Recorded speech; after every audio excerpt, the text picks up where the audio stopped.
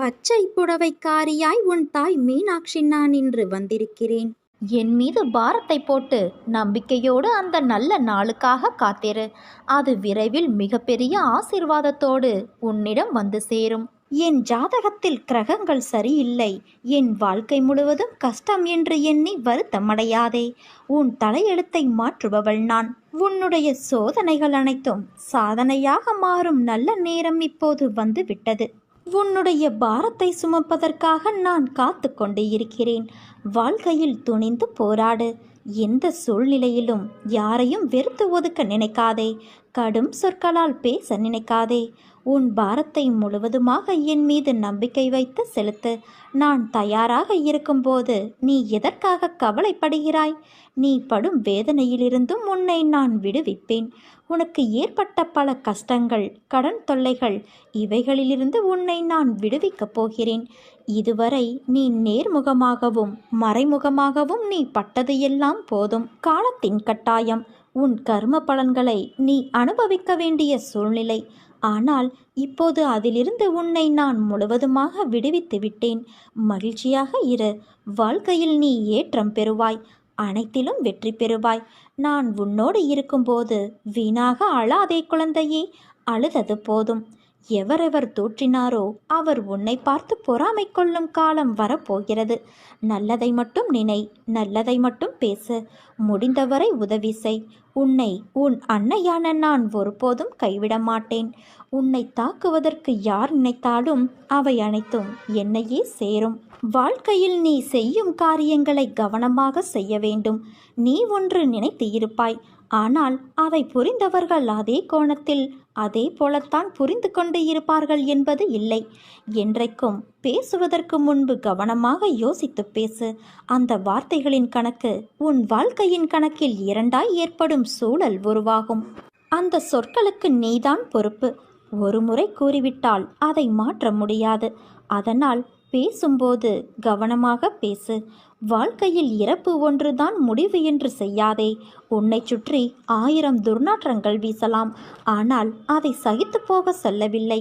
அதை எதிர்த்து உன்னால் மூச்சை நேராக சுவாசிக்க முடியும். வாழ்க்கையில்தான் லட்சியங்களும் பாதைகளுமே தவிர லட்சியங்கள் பாதைகள் வாழ்க்கையாகாது. வாழ்வதற்கான தேடல்தான் இந்த குறிக்கோள் ஓட்டம் எல்லாம்.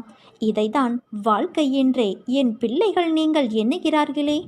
ஆத்மாவை காயப்படுத்தும் எந்த உரிமையும் மற்றொரு ஆத்மாவிற்கு இவ்வுலகில் கொடுக்கப்படவில்லை. அப்படி இருக்கையில் உன் ஆத்மாவை காயப்படுத்துவதற்கு காரணமான அனைத்தையும் நான் எப்படி பந்தாடுகிறேன் என்று பார். எல்லாவற்றையும் நிதானமாக யோசித்து முடிவு செய். பிறப்பதற்கு உன் அனுமதியை கேட்டு நான் உன்னை பிறக்கச் செய்யவில்லை. இறப்பது என்பதும் அப்படித்தான். நீயாக எதையும் எந்த முடிவுக்கும் வராதே. தாமதமானாலும் காலம் நியாயத்தை கொடுக்கும். அன்று உன்னை தாழ்வு பெற செய்தவர்கள் உன் உயர்நிலையை நிமிர்ந்து பார்க்க கூட முடியாத நிலையில் இருப்பார்கள். எல்லாம் நன்மைக்கே. விரைவில் புதிய அத்தியாயம் உன் வாழ்வில் நடைபெறும். நீ காத்து கொண்டு இரு. உனக்கு பிடித்த ஒன்றை நான் தரப்போகிறேன். விடியலுக்காக காத்திருக்கும் உன் வாழ்வில் சூரியனாய் வந்து நான் ஒளி ஏற்றுவேன். நல்லதோ கெட்டதோ அனைத்தையும் என்னிடம் விட்டுவிடு. எல்லாம் ஒரு நாள் மாறும். எதுவும் நிரந்தரமில்லை. நம் பூர்வ ஜென்ம பந்தமே உன்னை என்னிடம் சேர்த்துள்ளது. இது வெறும் வார்த்தை இல்லை, இது என் சத்திய வாக்கு. இன்று நான் உனக்கு ஒரு வாக்கு தருகிறேன். நீ எதிர்பார்த்த நல்லது நடக்கப் போகிறது. அதன் பிறகு நீ எனக்கு நன்றி சொல்வாய். இது நடக்கத்தான் போகிறது. நீ வேண்டுமானால் குறித்து வைத்துக்கொள். மனதில் ஏதேதோ கோரிக்கைகளை வைத்துக்கொண்டு என்னை நீ ஆராதிக்கின்றாய். ஆனால் அந்த கோரிக்கைகளின் நன்மை தீமைகள் உனக்கு தெரியாது.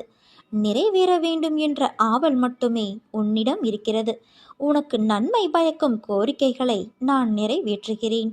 மீண்டும் உன்னில் மற்றொரு கோரிக்கை துளிர் விடுகிறது. அந்த கோரிக்கை நிறைவேறாத போது என்மேல் உனக்கு நம்பிக்கை குறைகிறது. சிறுவன் விளக்கை நோக்கி நகர்ந்து செல்கிறான். அதை தொட நினைக்கிறான். தாய் அந்த விஷயத்தை கவனித்து விளக்கை தூரமாக வைக்கின்றாள். சிறுவன் நடம் பிடித்து கோபமாக அழுகிறான். அந்த அழுகை தாய்க்கு இனிமையாகவே இருக்கும். உனக்கு நிறைவேறாத கோரிக்கைகளின் விஷயத்தில் கூட நான் தாய் போன்றவளே. தாய் குழந்தையை அரவணைத்து ஸ்தனத்தை தருகிறாள். அவ்விதமாகவே நான் உன்னை நேசிக்கின்றேன். எப்படி ஸ்தனங்களிலிருந்து பால் குழந்தையின் தொண்டையில் மிகவும் இரகசியமாக சப்தமில்லாமல் சேர்கிறதோ, உன்னிடம் என் அன்பு கூட அப்படியே இருக்கும். எனக்கு கேட்கும்படி சப்தமாக நீ என்னை அழைக்கின்றாய். நான் தெரியாமல் மிக இரகசியமாக உன்னிடம் வருகிறேன். ஒரு கணத்தில் உன் மனம் சபலமடைந்தால் நான் என்ன செய்ய முடியும்? குழந்தை மடி மீது இருந்தாலல்லவா தாய் பால் ஊட்ட முடியும். அதற்கு பொறுமையும் மிக தேவை. ஒவ்வொரு நொடியும் நான் என் அன்னையை ஆராதிக்கின்றேன். என் அன்னையின் மேல் எனக்கு ஏராளமாக விசுவாசம் உள்ளது. அன்னையின் பூஜைகளை நான் தினந்தோறும் செய்கின்றேன். இருந்த போதிலும் துக்கமும் கஷ்டங்களும் வராமல் இருப்பது இல்லை. என் கர்மாவை நானே அனுபவிக்கும் போது இந்த அன்னையை ஆராதிப்பதால் என்ன பலன் இருக்கிறது என்ற பாவம் அடிக்கடி உனக்கு தோன்றுகிறது. அப்படி பார்ப்பதை நான் சரியென்று சொல்ல முடியாது. என் அனுகிரகத்தால் இந்த பிறவியில் நீ என்னை ஆராதிக்கின்றாய், என்னை ஸ்மரிக்கின்றாய். அப்படி என்னை ஸ்மரிக்கும் அவகாசம் உனக்கு கிடைத்ததே ஒரு யோகம். நீ இப்பிறவிக்கு சாட்சி. நான் உன் பூர்வ ஜென்மங்கள் அனைத்திற்கும் சாட்சி. உன் கடந்த பிறவிகள் தீவினைகளால் நிறைந்து கர்ம ராசிகள் குன்றுகளாக சேர்ந்து இருப்பதால் அவற்றை நான் குறையும்படி செய்ய வேண்டுமல்லவா? பூர்வ ஜென்மங்களின் உன் சம்ஸ்காரமே இந்த ஜென்மத்தில் சுக துக்கங்களாக வந்து கொண்டிருக்கும். அவற்றிற்கு நான் சாட்சி. இந்த கிரகத்தில் உனக்கு சுகம் கிடைப்பதில் சிறிது கால தாமதம் ஏற்படுகிறது. ஒன்றை மட்டும் நீ புரிந்து கொள். உன் செயல்கள் வெளிமுகமாக இருக்கிறது, ஆனால் என் செயல்களோ மறைமுகமாக இருக்கிறது. அதனால்தான் என்னுடைய லீலைகளை, நான் அளிக்கும் ஆத்மானந்த வைபவத்தை உன்னால் புரிந்து கொள்ள முடிவது இல்லை. மனசாந்தி இல்லாத இடம் என்ற ஒரு அங்குல இடம் கூட இவ்வுலகில் எங்கும் கிடையாது. உன் பாரத்தை என்மேல் வை. என் மீது உன் பார்வையை திருப்பு. என்னையே தியானி. நிச்சயமாய் நான் உனக்கு சாந்தியை அளிப்பேன். உனக்கு துன்பம் கொடுக்க யார் முயற்சித்தாலும் உனக்கு இன்பம் கொடுக்கவே நான் உனக்குள் வந்திருக்கிறேன். உன்னுடைய இன்பத்திற்கு ஒரு நல்ல தொடக்கமாக அமையப் போகிறது. துன்பத்திற்கு ஒரு முற்றுப்புள்ளியை நீ நேற்றே வைத்துவிட்டாய். கரும வினைகளை ஒரு புறம் சரி செய்து கொண்டே செய்யும் கடமைகளில் நீ வெற்றியும் பெறப்போகிறாய். நிச்சயம் மாற்றம் வரும் நாட்களில் உனக்கு தென்படப்போகிறது. நீ என் பிள்ளையாக நடந்து கொண்டு வருகிறாய். அமைதியாய் பொறுமையாய் இருக்கிறாய். ஆனாலும் சிலர் உன் பொறுமையை சோதிக்கும் வகையில் நடந்து கொள்கிறார்கள். உன் நல்ல குணத்தை இன்னும் அவர்கள் புரிந்து கொள்ளாமல் உன்னையே குற்றம் கூறுகிறார்கள். ஆனால் நீ கவலைப்படாதே. உண்மைதான் வெல்லும். அந்த உண்மையான பிள்ளையாக நீதான் இருக்கிறாய். நீதான் வெல்லப் போகிறாய் என்பதை உணராமல் அவர்கள் உன்னிடம் மோதல் போக்கை கடைபிடிக்கிறார்கள். ஆனால் நான் உன் பக்கம்தான் இருக்கிறேன். பொறுமையை தொடர்ந்தால் உனக்கான பரிசு ஒன்று வந்து சேரும். என் பிள்ளையாக நீ எப்பொழுதும் தொடர்வாய். என்னை நம்பாதவர்களுக்கே அநேக அதிசயங்களை நான் செய்தேன். உன்னை அழைத்தது நான். என்னையே நம்பியிருக்கும் உன்னை நான் எப்படி கைவிடுவேன்?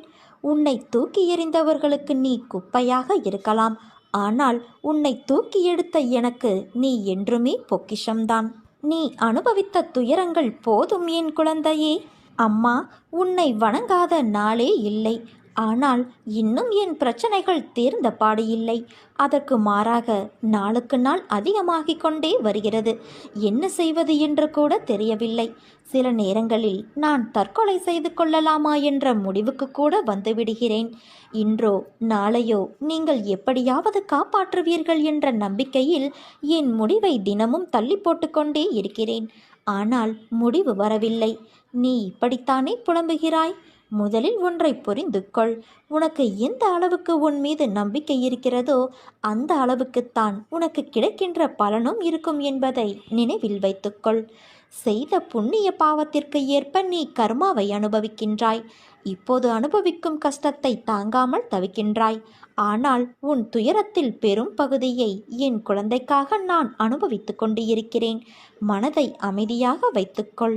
உன் மனதில் எந்தவிதமான குழப்பங்களையும் அனுமதிக்காதே. இந்த நிலை வெகு விரைவில் மாறி உனக்கு வெற்றி கிட்டும். நான் கூறியது எதுவும் உன் வாழ்வில் நடக்காமல் இருக்காது. உன் உழைப்பு, அன்பு, மதிப்பு தெரியாத மனித மிருகங்கள் மத்தியில் அகப்பட்டு தவிக்கின்றாய். கவலை வேண்டாம். அங்கும் நான் உன்னோடு தான் இருக்கிறேன். நீ உன்னுடைய கடமையை செய்.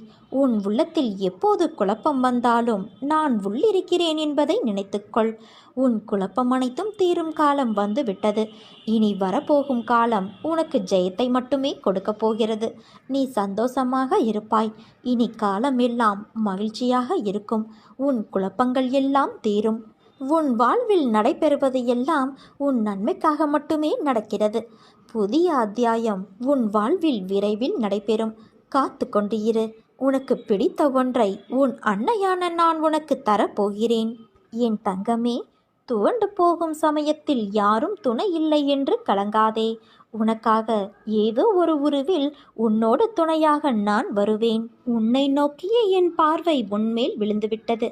உன் மனக்கண்ணில் என்னை நீ உணரும் தருணத்திற்காக நான் காத்திருப்பேன்.